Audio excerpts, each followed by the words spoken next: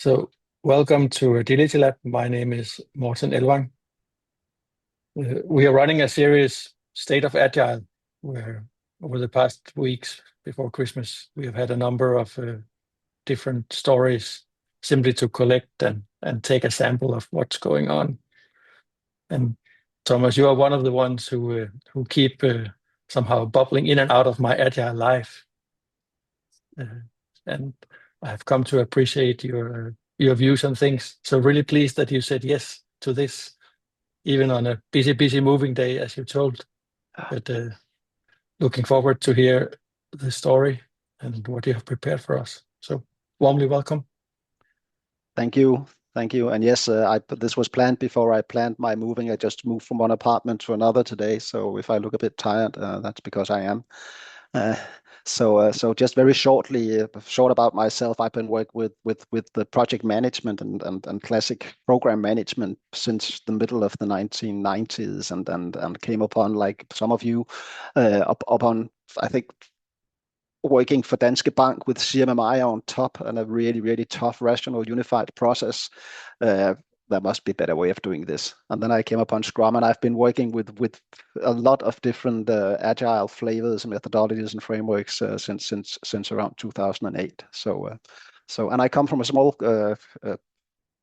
network-based consultancy called Tryzone, where there are 4 of us at the moment, and we are still in business.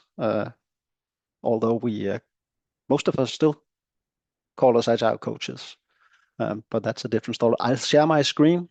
So please, if you want to know more, please feel free to hook up with me on LinkedIn. I'm sometimes more active than not. I'm beginning to get a bit tired of LinkedIn, but that's a different story. I'll share my screen. Guess I have prepared a little presentation. See if I can find it.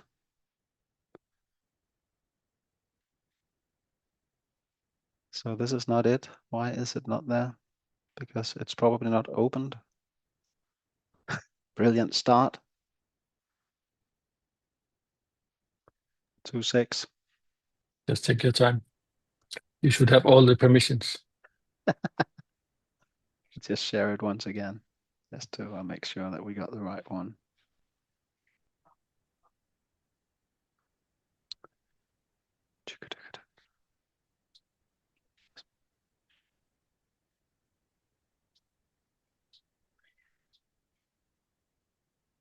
So am I sharing anything? Probably not.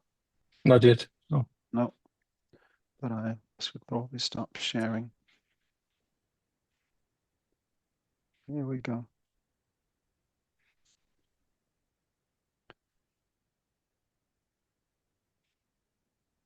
Yes.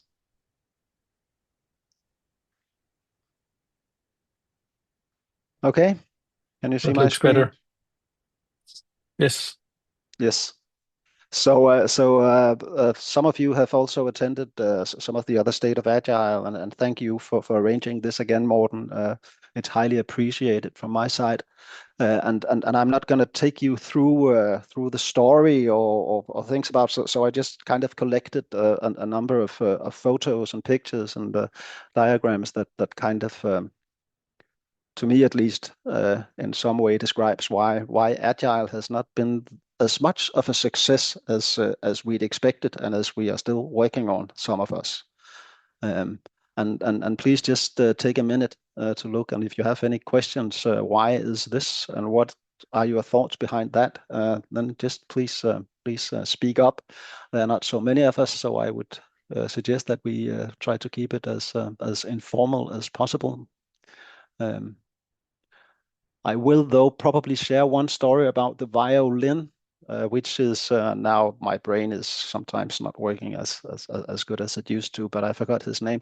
But maybe you know the story. Many years ago, a very world famous violinist took his Stradivarius that was about valued to somewhere between $2 and $2.5 million and played in the metro of New York, and everybody just passed him, right? Except for the few people who actually knew what was going on, that this was really brilliant. this was good. And the reason why I brought that picture is because what I've seen in a number of organizations, when we talk about Scrum especially, a lot of people don't know what good looks like. So that's one of the issues I've seen. Any questions or elaborate? I was thinking on the one in the lower right corner, shit runs downhill, but it's probably not what you mean. No, it's probably not what I mean. It's kind of sometimes how I've perceived myself in organizations, like this shit on the saddle. Slightly annoying, right? When you come out of and your saddle is So sometimes, especially seen from management, top management, this annoying guy who keeps asking irritating questions about But prioritization and stuff like that. Also preventing shit from running downhill. Yeah, trying. Yeah. The picture about the forest, is that like the old trees getting fatigued by the younger trees growing up and actually being in a different sort, maybe even? I'm curious. It's a different sort, yeah. But my thinking about that was this: that although Agile is somewhat suffering, it's still the highest tree in the wood.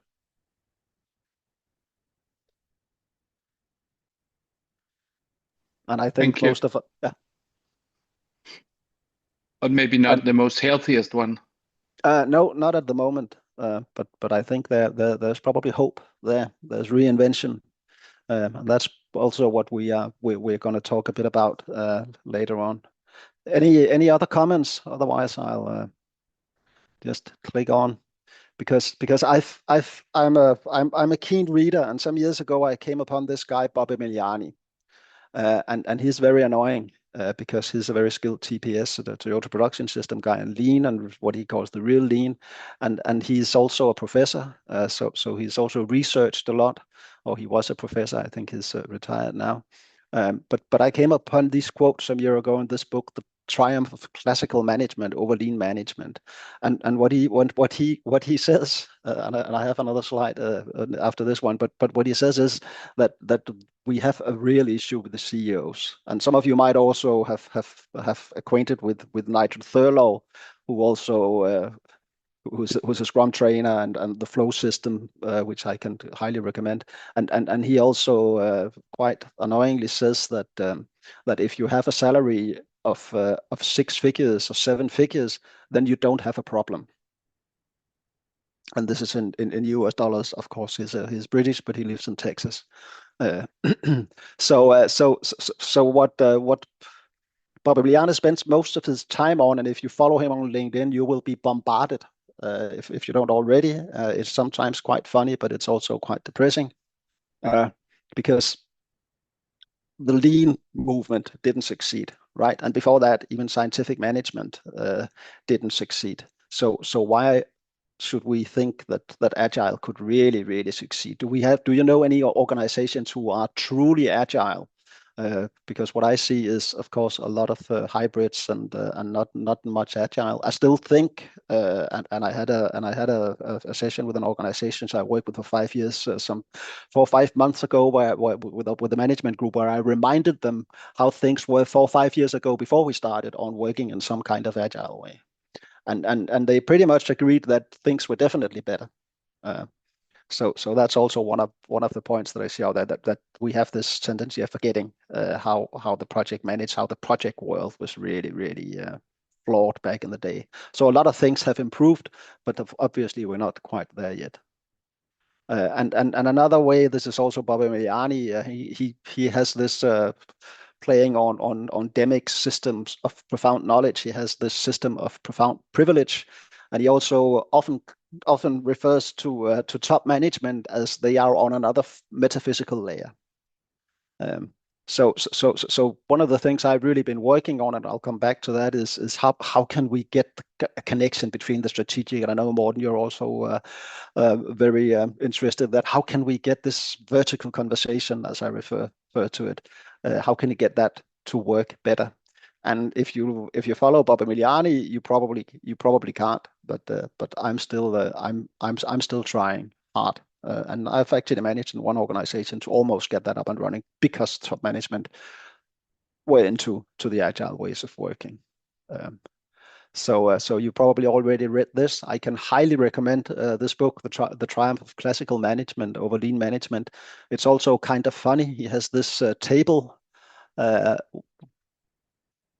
which kind of describes and those of you, and sorry, Jon, you just probably experienced the first one, the go-to, and we all remember Novo Nordisk when they, at least in Denmark, but probably also worldwide, when they suddenly laid off 5,000 people in Denmark, 9,000 people across the world, and of course there was a big story about that.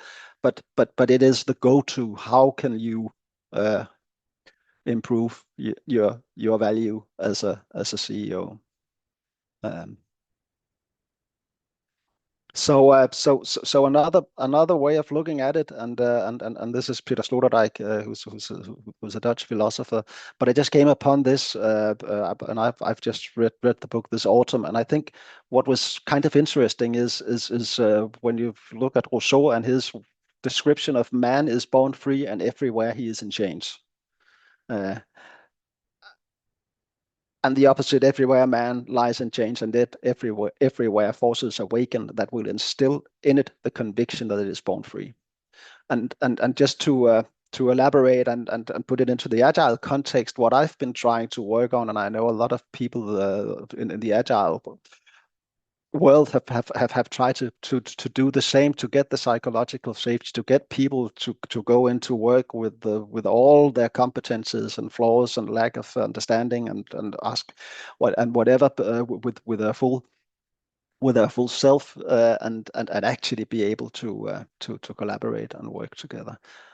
And that's what I'm still striving for in my teams, and I'm going to end this talk with how can we actually achieve that, because what we would probably see in most organizations is that we don't really need many new methodologies or frameworks or processes. I think we have a lot to pick from that we are very bad at actually implementing.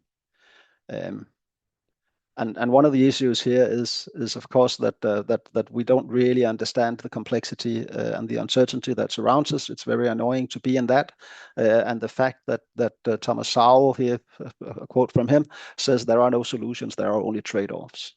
And our brains really love solutions, and we keep trying to find solutions where we should be looking at trade-offs. And I've also been a keen student of Dave Snowden and the Kinevin framework, and I'm not gonna talk much about that, but this is really a great framework to help you align on your problems.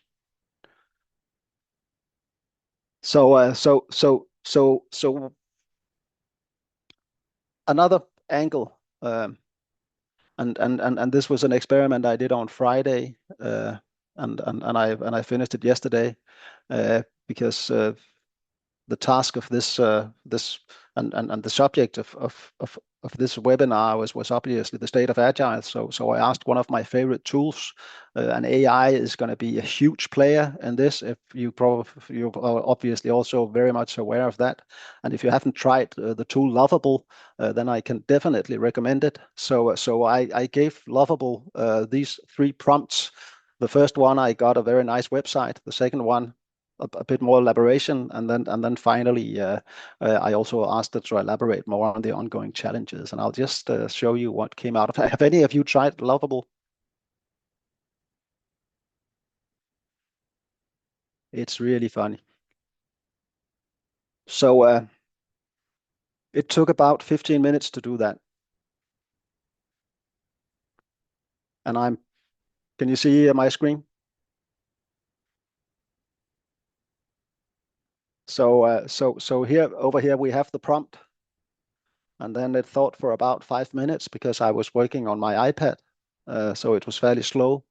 And then yesterday I gave it 2 other prompts, and it took about 4 or 5 minutes. And what came out of it was this very nice web page. And the great thing about this tool is that you can actually publish it, and you can also export it to GitHub. But you got this very nice timeline for the new product development game, rapid application development, DSDM, and the Scrum, blah blah blah, so forth. It was fairly accurate, I would say. The manifesto, lean software development, and a lot of the methodologies. And I could probably ask, and if I asked them to elaborate it more, I would get more information, right? And the SAFe framework and Spotify, which is, well, actually, I was at a meeting some years ago with Henrik Knieberg, where he admitted that Spotify is actually a model, because everybody else sees it as a model. So coming down, the ongoing challenges.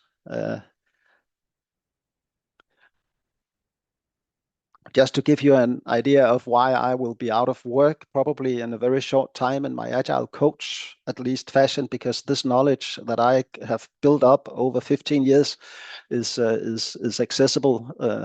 Of course, that will probably not happen as fast as people would like, but just to give you an idea. So, and this just to say that our roles, the roles that we have in our organizations, and especially around product development, but probably, and apart from the guys that I had today who moved my furniture, a lot of the work we have will be affected by this. So what do we do? I'll just stop sharing again if I can find the right button and go back to the presentation.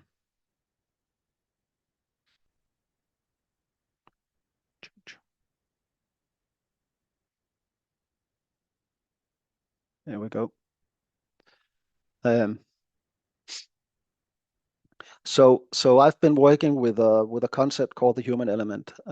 What all these developments, what they force us into is even more collaboration than what we thought was asked for in the Agile movement. The world is obviously getting more complex and uncertain. We really need to dig into have different competencies around to be able to solve our problems, and AI can definitely help us with that. But it also has the ability and should probably, and this is also a lot of Morten's work, flatten the organizations and maybe make them completely flat. And how, the question here is, how do we do that? And I came upon this guy, Will Schutz, some years ago, back in 2016, a reference in Lisa Atkins' Coaching Agile Teams book on communication zones. And the issue that we see, and this is just from Stephen Bungay, you probably know him, the issue that we're faced with in our organizations is that we have a knowledge gap, we have an alignment gap, and we also have an effects gap. So there's a big, huge difference in most organizations between what we'd like to know and what we actually know, and so forth. And we need to be able to collaborate to minimize the cause of these gaps. And this is where the collaboration and our relations building come into play, and friction is also, as some of you probably know, a very old concept from back from the 1860s and von Moltke, and if you haven't read Stephen Bungay's The Art of Action, then I can highly recommend that. It's hugely interesting also because of the historic view from back from the Napoleonic Wars and so forth. But the problem, the issue here is that we have a lot of friction in our organizations, and as long as we have that, we will not be able to use the technology and especially the AI efficiently, effectively, and how do we create that collaboration is one of the key questions. I mean, we've been talking about psychological safety for bordering to I think Amy Edmondson first presented it at the end of the 1990s, and especially the project Aristotle from Google put it on the agenda in the Agile world, but we still lack that in most organizations. So we need to focus a lot on collaboration, on our relations, to be able to handle these frictions. So what I'm trying to say is that we have a behavioral problem.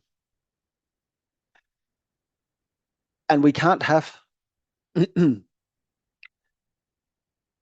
I'll just skip this because time is running. And just go to Jim Highsmith's version of it, because we've also talked a lot about alignment and autonomy, right, in the agile world, and we need both. But what we sometimes forgot was the accountability part. And Jim Highsmith has a very interesting text on this, because we failed in a lot of organizations to actually make the teams, make the operational level accountable for their work. We thought we gave them autonomy. We thought we made alignment, but we focused a lot on that. But we probably forgot the accountability part. Kind of a deviation. I'll skip those and just go to this very nice drawing that I made some time ago, and I've been working on for a while, which is you might say, version of an organization.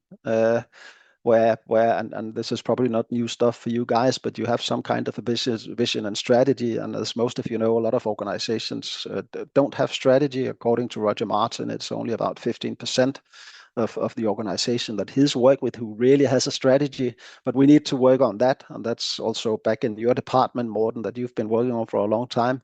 And we need to have it drilled down in the organization. And I use Stephen Bungay's version of that. So we need to have intents.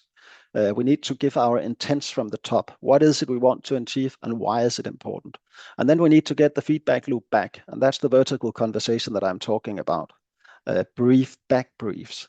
So we ask the question down: what is it we'd like to achieve, and why is it important? And then the next level gives the answer how they will solve it, and then you drill down. And of course, the more layers you have in organization, the more coordination you need, the more complicated, the more complex this becomes.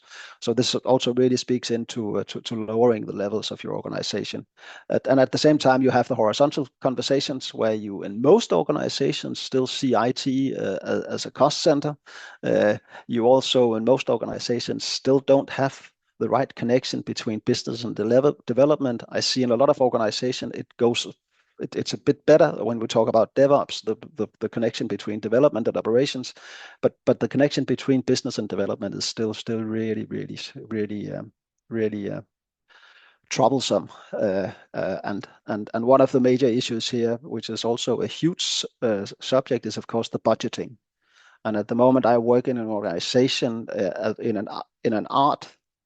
an agile release train where they have two product line managers, and they have IT, and the two product line managers have their own budget, and IT guys also have their own budget, and it's 50-50 business people and IT people.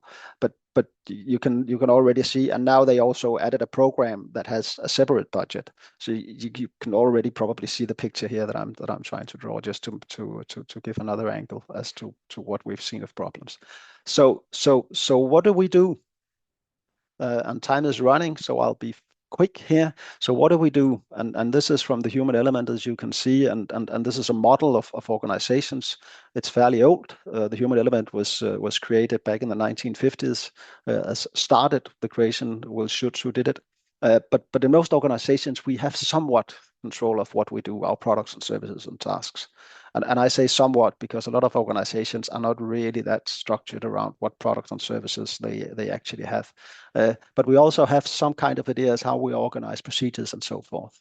What we need to work on, and especially when AI starts hitting us harder, we really need to work on the inner side. So we need to have great self-awareness. The self-esteem is very important because that's what makes us able to actually speak up when we need to speak up, and of course the relations to each other. And this methodology, the human element, has a very cool concept of communication zones, and I've presented this to a number of teams, and this is the version, the green zone, where you have the full psychological safety, right? People can bring in and say whatever they want without fear of being shamed. The second zone is the red zone. I don't see that very often. It's very loud. It's very blaming. It's very uncomfortable to be in. I'm a fairly old man, so when I started working at the end of the 1980s and also in the 1990s, I still had managers that could shout at their employees. They don't do that much anymore. But what I see a lot of organization is the third zone here, the pink zone, which is also red. But this is what we need to change. We need to change this shyness of conflict, this pushing things under the carpet, passive aggressive and closed. If you don't mess with my department, I won't mess with yours. It's the silos again, and we need to make sure and help and train them into collaboration. And we have a very nice concept of doing this because again, relation building is really a skill that we that I believe will be more and more valuable in our organizations. So what this the very short version of this is that what Will Schutz claims is that we have these three, what do you call it, grundlæggende, we have these three very important feelings. We all want to feel significant, competent, and liked to some extent, right? In contrast to the other stuff. And it affects our feelings and it affects our behavior on three dimensions: inclusion, control, and openness. And inclusion is how much contact do I want with others and how much contact do I want others to have with me. So it's a two-way thing, right? The right amount of contact. And there's a test around this, which I'll show you as before as the last slide, I think. But what we found out since the 1950s when this test started is that people are somewhat evenly distributed in their preference for inclusion. So inclusion is: do you really want to work with other people? Is that or do you prefer to work alone, right? When you go on weekend, how do you what do you do on your Friday? Do you go out to a great rave party with 500 people, or do you go back and sit on your couch and watch Netflix alone? So how much do you like to be included by others, and how much do you like others to include you? And control, the second dimension, and control, this is an American method, and control doesn't have that as much of a negative connotation to it as it does in Denmark. So you should see that as influence more. So how much would I like to influence others, and how much would I like others to influence me? And openness is obviously how much do I share of my deeper inner life, my deep secrets, and how much do I prefer others to share their deep secrets with me. And when you map this, and you can map this is my test, and as you can see, I'm very sorry, this is in Danish. I'm very high on inclusion generally, 8 and 9. I'm fairly low on control, and I'm also quite high on openness. And what we can map with teams, individuals, but especially with the teams, is can we see if there's compatibility? So for instance, my ex-partner, Tim, he was very low on his preference to be included by others. And I'm a very high in my preference for including others. So we might have a clash here. And what I see in most teams, especially around the control, because sometimes you have people who have a very high preference for controlling others, for having influence on others. And you have some team members that have a very low influence on being controlled or influenced by others. And this creates tension, this creates friction, right? And it's the friction part that we need to work with to be able to collaborate, to be able to have good relations. And you can actually use this concept to really map your teams and give them higher awareness. Because what is very important of this concept is that, of course, I have a very high preference for inclusion, but I also have a flexibility. And it's the flexibility that's very interesting in the concept, because if I don't have flexibility, if I'm rigid, my ability to collaborate with others is very low. I have a fairly high flexibility on inclusion, a bit lower on control, and very high on openness as well. So what I'm trying to say is that this is what really constitutes and gives you an understanding of how and higher awareness of your behavior in your team, in your organization, and especially also about other people's behavior, because what we're trying to avoid in this concept, and there is a lot more to it, but what we try to avoid is that we don't want to trigger people's defenses, because every time we trigger people's defenses, they get dysfunctional, and we get dysfunctional ourselves. So it's a way of really, really helping people to stay, you might say, on top, in the top of their head, and also be able to be constructive. So relations, very important, because what we long for, what we aim for, and also what we've aimed for a lot in the, at least I have in the Agile world, is have this organization, right, where we feel alive, self-determined, self-aware, and so forth. You can read it yourself.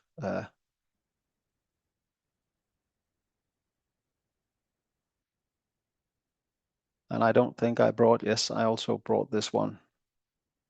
Oh, here we go. Yes, here we are.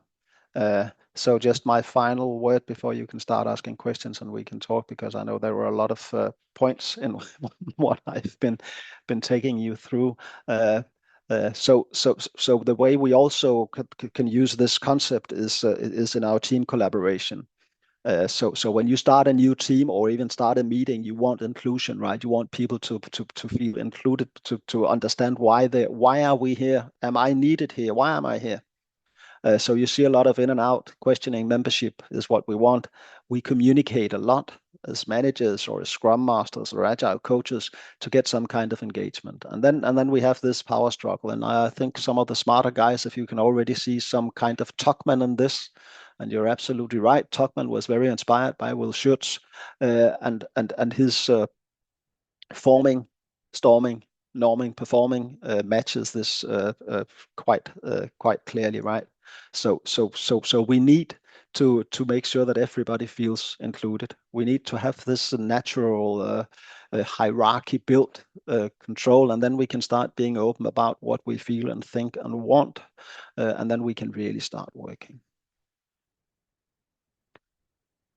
So to wrap it up a bit, I think the Agile, the state of Agile is not as bad as a lot of other people. I think it's highly needed. It's of course in a transformation, and we will change roles, and AI will play a big part in that, especially also in the teams, because AI can help us with a lot of stuff. It can also help us in the wrong direction, but if we are very good at it, we can really have AI as team members. But it will change the way we work. It will change our roles, and hence we need to be very aware of our relation and how we work together.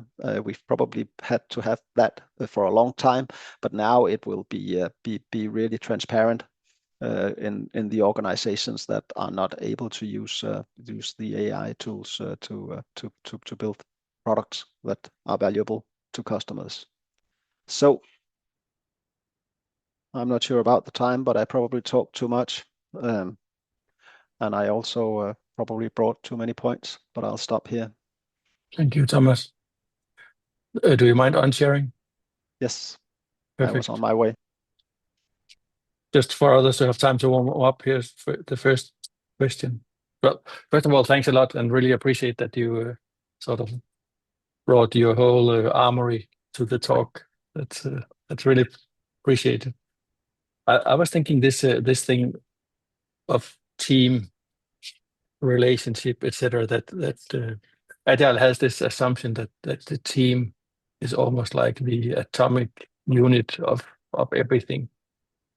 And of course, in that sense, it makes sense with the relationships both inside the team, but also in the wider organization. Then trust was something you mentioned. But would it be possible to think that if you could sort of increase the level of trust, that you could more freely form the relationships? Is there something you can play with to sort of ease up the burden of building relationship to get to where you're taking us? Is there like a better starting point that you can even assume a good relationship rather than not assume a good relationship? Any thoughts? Yes, and I'll refer back to the human element again, and also a sister of that called radical collaboration that some of you might have heard of. But the point here is that building, understanding your own preferences in your relation, and understanding your teammates' preferences in your relations, and having conversations around that builds trust, because you understand why people behave like they do, and you don't spend energy on thinking or discussing or elaborating on why people are acting weirdly, in your opinion, because you have an idea about that, and that builds the trust in the team, and the focus, of course, and this is also.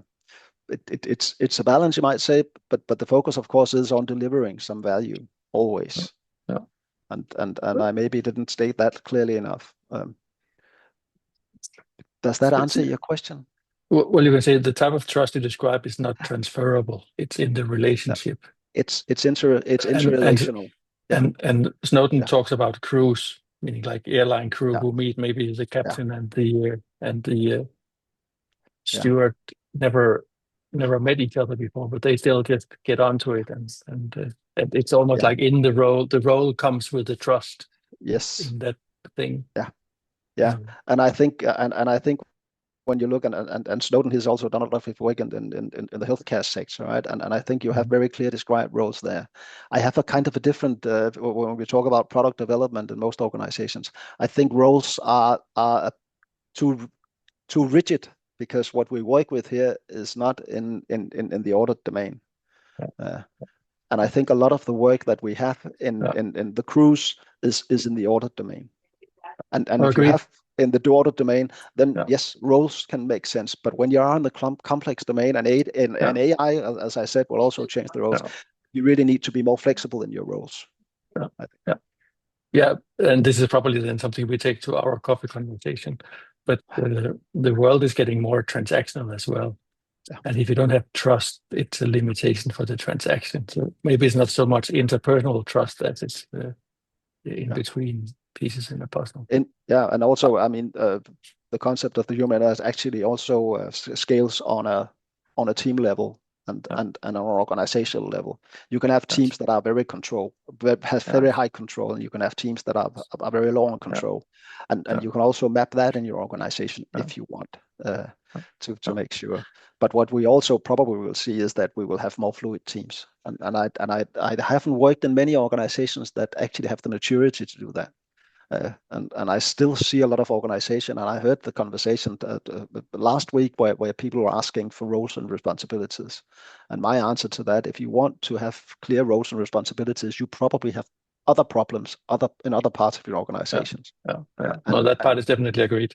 But that's not what I was suggesting. Anyway, let's open up. Welcome. Yes, thanks. I'm just wondering, it seems like we in the future demands more self-awareness among people from a market point of view. It's more the market that demands it due to competition and stuff like that. And I'm just wondering, one thing in where to get the people, you can always educate them. That's one thing, but we also need leaders to understand this is a necessity, because in a competition market with greater competition, not all leaders will see that as a need. So how do we, where do the leaders get this type of information? How can we get this out? How can we make them wake up to more people management? Actually, we need to get all these technicians that might be smarter than the generations before, but generally probably not enough. They need to be educated locally. Yes, and I don't have the answer to that, because one of the issues, and I read an article some years ago also from Amy Edmondson, where she also claimed that the higher up you are in the organization, the more convinced you are that you have psychological safety in your organization. And if you've also read Dr. Brian Klaas's book Corruptible, it's a fantastic book. I don't read it. It's very depressing, because what he finds out is that top management is probably a bit more, you might say, affected by the three dark træk, what's it called? Sociopathy, narcissism, and behavioral patterns. Yes. So the and I struggle with exactly what you're saying here, to actually convince people that they need to spend more time on this if they want to succeed. And again, it's a balance. And the way I do it is I try to bring it into the teams, into the product. So when I do retrospectives, and then I also in the leadership groups, and I've managed to get this implemented in a couple of leadership groups lately. I had a fantastic workshop at Lego. So yeah. But it's difficult. And coming back to Bob Emiliani, I probably in a lot of organizations they're not aware of it. They're not interested in it because they don't work as a team. I must admit that I have very rarely, bordering to never, seen a C-level group of C-level guys work as a team. Oh, that's true. So they don't have these same issues. No, they don't have issues. Their teams on the level actually have. Yeah. But leaders on that kind of level shouldn't necessarily have the knowledge about what's needed down there. They should deliver that trust to someone else who actually has it. So it's more the middle management that should have this kind of knowledge. Yeah, but we also got to admit that it's a different ball game in the top of organizations, right? I mean, it's and I don't have much experience there, admittedly. But I have some, and I mean their time span, they have 5 seconds every to listen to things. I mean they are just so busy doing a lot of stuff that and they also have a very huge responsibility, right, for a lot of people. And then they going back to the table I showed you. They should probably start working on adding other tools to their toolbox, but. I think that the AI over the next 4 or 5 years will make people aware that they need to do something differently. But I'm also a very optimistic and hopeful guy. Yeah, no, it makes sense. AI will in itself is also a knowledge driver. It's not just a tool for production, it's also providing knowledge. So people look different places now for knowledge. Not only people, but also AI. So it might make a change. Yeah. But I must also admit that I'm bordering to 61, and I'm also becoming slightly more cynical because back in the middle of the 90s, I worked in a small bank, Lån and Sparbank in Denmark, with Peter Sengi and the learning organization, and sometimes I don't think we've gotten that far over the last 30 years.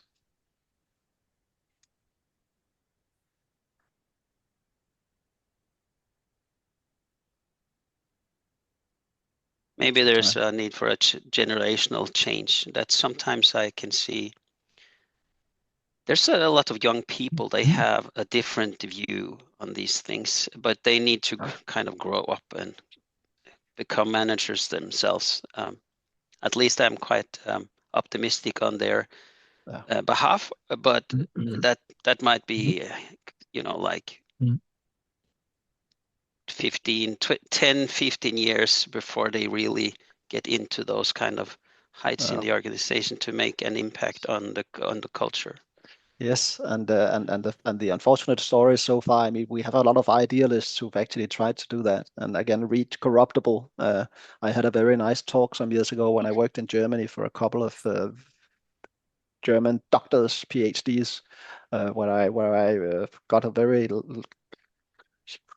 one of the biggest applauses that I've had actually when I said my experience when people turned middle managers, they start talking a lot, and when they came top managers, they stop listening. But that was just interesting. Yeah. Because that's what happens in a lot of organizations, right? When you become middle managers, you start really doing something else than what you did when you were on the floor. But what they need is space to take the decisions. And they don't have that. It shouldn't be C-levels who take decisions on team levels. That's the middle management's job too. So if they have the space and budget for it, make it happen.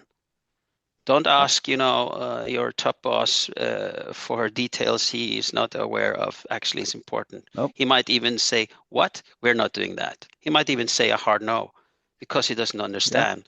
Yeah, You should have trust. Yeah, but you don't have the trust, and it takes a lot of courage to do as you suggest. So I just listened to Richard McGrath's presentation from Thinkers 50 this year. No, sorry, the Reinvention Summit. My mistake. It's about 9 months old, and he talks about the permissionless organization, which I think, Falcon, is a bit in opposition to what you're saying, where you need to ask and get permission. It's a matter of what layer do you have to contact. Yeah. But there is a line of thought where you need no permission, but you need permission to stay, but you don't need permission to do, which is probably one of the big trends at the moment. Yes, and that's what Stephen Bungay's concept framework. That's what he tries to do with giving the intent. So he sets the frame for the layer below to actually act within this, with responsibility of giving the answer back, the brief back, of saying how, and have that constant conversation going. And I haven't seen it implemented much in a lot of organizations, but it's still what I'm trying to But you can see Bungay also, and I agree that in his writing you can read it differently. But when you talk about intent traveling top down, it automatically puts you in the North Star League of strategy thinkers, meaning that somehow there is an answer to what we need to do. Yeah. But when you think about the permissionless organization, it actually includes even acting outside what might be the perceived intent, as long as that is not breaching whatever constraints you have agreed to work under. Yeah, but we would like a direction, right? There's a business direction, there's a business objectives, and how we get to that place. That's the freedom that should be on a lower part of the organization. And it's actually an art to ask the right questions. Of course, sometimes we need some sort of, I need to ask the questions. I don't have full freedom for everything, but how I ask is very important. If I ask a very detailed questions, I might get a no to something that I don't need a yes for. But since I asked, I can get a no, and then I cannot do it. So it might be also an art of communication, as well as there's an understanding of delegation. How do you work with delegation in an organization as well? There's two different things. But it also comes with the responsibility to question the direction, to question the intent. Say, no, this is probably not the right intent. We have better ideas, guys. But yeah. So it's a bit theoretical. This is super practical. There is an interesting dark hole in the whole idea of Agile with the product owner, because somehow there is this assumption that if the team asks the product owner, they can always get the right answer. Which really comes from this idea that managers can always say yes or no, but it really isn't so. Sometimes you just don't have those answers.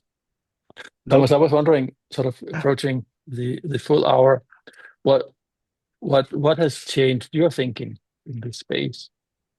I mean, what has recently sort of been knocking you over, or have you seen anything to either make it more likely or less likely that we will now succeed with Agile? Has anything been changing of a surprising nature in the context of Agile,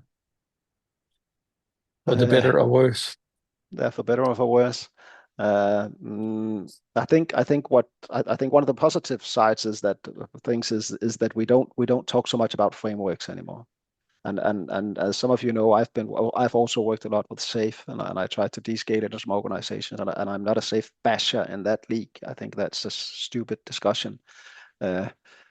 So what inspired me mostly over the last couple of years, apart from all the work that Dave Stoughton does especially the estuarine mapping, I think, is very interesting, and it's probably the flow system, and Nigel Thurlow and John Turner and what's the third guy,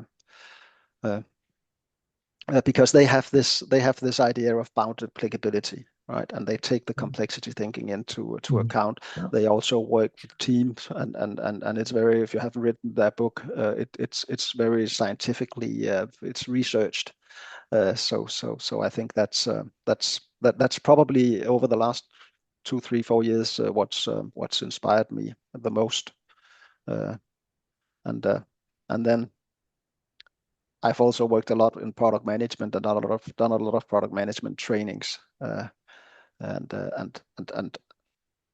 this whole idea that I'm somewhat a fan of Jeff Patton, and have been for years, and also, of course, his, you might say, his friend in crime, Marty Kagan. But I think I would point to, if I should point to something, I would point to Nigel Thurlow and John Turner and Punch Rivera. And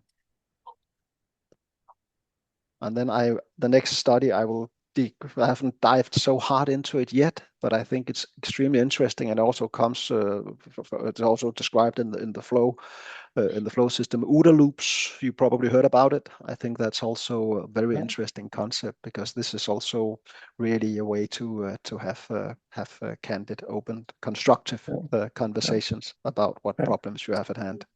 And then the best quote I know is probably still from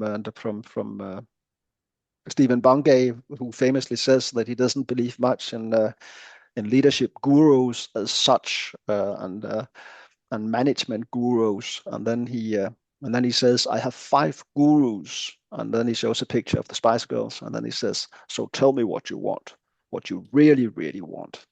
And that is probably the biggest problem we still have in most organizations. We push work into unknown capacity without really realizing what value we are trying to create. So and the fortunate story about this is that there's still a lot of work to do from the Agile community out there. And flow, of course, is one of the hype words these days. Product and flow is either probably the most hype words these days, right?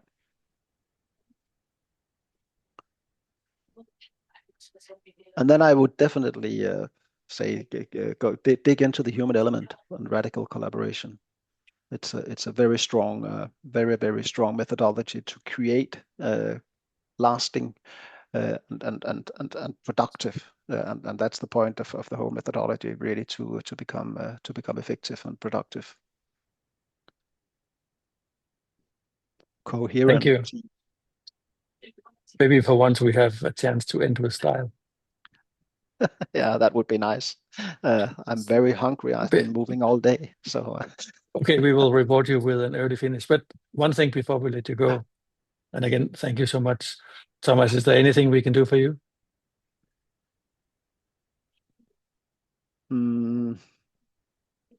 That's a good question. I'm not sure how to answer Probably that. asking one day too late. If we had asked yesterday, we would all have been moving your stuff today.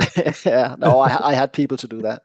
Very skilled guys. They were extremely effective. It was a pleasure to see their teamwork. The 3 guys that moved from, and it was not the most difficult of moves, from a first floor and to a second floor with an elevator. But they were really skilled. A lot of very nice flow in their work. No, I don't. I'm not sure. I don't think so. I'm still trying to convince myself to. I'm happily busy at the moment, but I'm still convincing myself to get back on working on the Meetup group that I also created some years ago with Tim Peterson, my then partner, and have some meetups there. That would be on organizational design. Okay, what is the name of the group? It's called organizational design. Okay. It's the old Safe Cup Denmark group. We made this safe group back in 2018 or something like that. We kind of reinvented it, but I never got onto creating the first meetup. But I will. Okay. Well, now you got some practice, so Thank you so much for I mean, joining you are the us. master in that. So Thank you. But yeah, thanks, Thomas. Really appreciate it. And everyone else. thank you. Thanks for listening. And Thank you again, for please joining. reach out and hook up on LinkedIn. And maybe a coffee someday, Jon. I would love to. Bye-bye. Bye. Bye. Thank you. Yeah. Bye, Mark.